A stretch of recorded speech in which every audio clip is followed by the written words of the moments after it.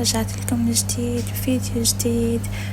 فيديو عبارة عن مش فلوقات، عبارة عن لقطات، أحلى لقطات العائلية والأجواء اللي في ليبيا بجديات مع العيلة والصحبات وأحلى اللحظات.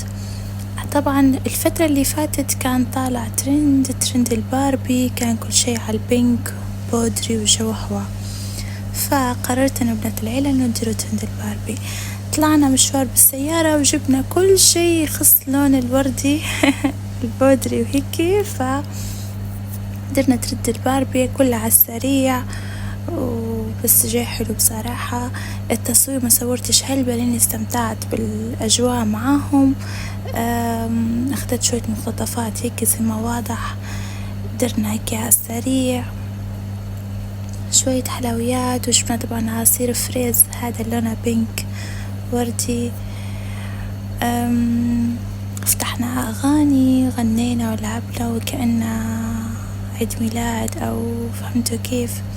درنا أجواء حلوة، أجواء ترند الباربي فعلا أجمعها بجوها. كل شي جبناه حطيناه على الطاولة،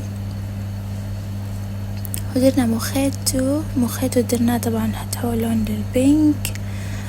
خدينا حتى المارشميلو لونه بينك، كان بعصير فريز الوردي مع السيفن اب وهيك. طبعا كلها عبارة عن جمعة العيلة وبنات العيلة وهيك. حتى هو فطورنا الصبح تاني يوم صورت لكم أجواء الفطور. أنا عن نفسي نحب اللمة، نحب العيلة، نحب الأجواء هذه ونحب نعيشها ونحب نستمتع بها وهيك. وهني طبعا الغداء كان على يديات ماما يعطاها الصحة والعافية، دارت لنا بازين وأحلى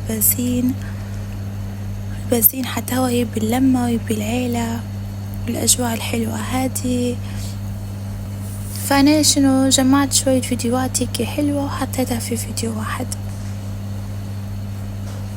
باش نقعد نتكلم في الفيديو كله. بس المهم انتوا فهمتوا الفكرة، انه انا جمعت كل الأجواء الحلوة خليتها محفوظة بأحلى الأجواء العائلية في ليبيا. عرفتوا، عزمتهم على مطعم، تعشينا في مطعم.